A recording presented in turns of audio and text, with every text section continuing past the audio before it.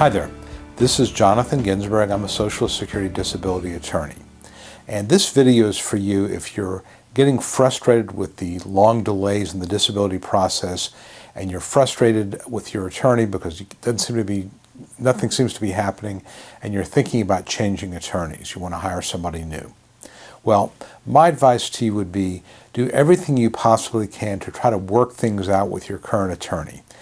When you bring a new attorney on in the middle of a case and a new attorney has to file an interim appearance, it creates a lot of extra work for everybody. And specifically, the way Social Security works in terms of attorney's fees is that if attorney one, number one, is on a case, they filed an interim appearance and a fee agreement, and then attorney two comes along, files an interim appearance and a fee agreement, then neither attorney can file a fee agreement. The fee agreement is the 25% contingency. Instead, both attorneys, if they want to get paid, are eligible to file a fee petition. And the fee petition would be a detailed breakdown of what each attorney has done. And of course, for you, that means that you may end up owing more than 25% of past due benefits, although Social Security will withhold only 25%.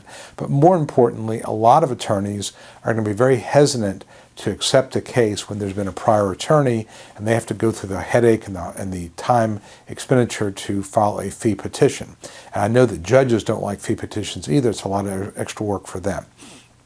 So the only thing you can really do about that is if the attorney number one will agree to waive his fees, then the attorney number two can file a fee agreement rather, or you can ask attorney number one to try to negotiate some sort of a split with attorney number two so that the fee petition doesn't have to be filed, the fee agreement can be filed, and the two attorneys can split the fees.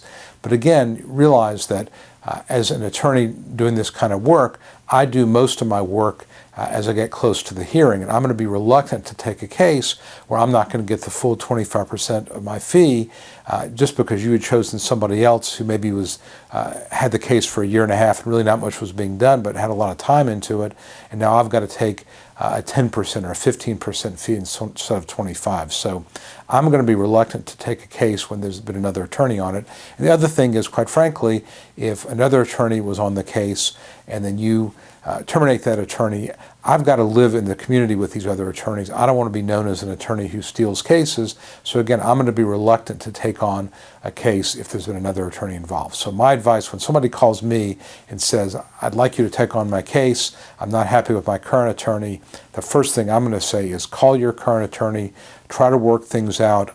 If the client gives me permission, I'll call the other attorney and say, look, you've got somebody out there who's calling around. You may want to talk to them and try to make them happy because it doesn't do anybody any good.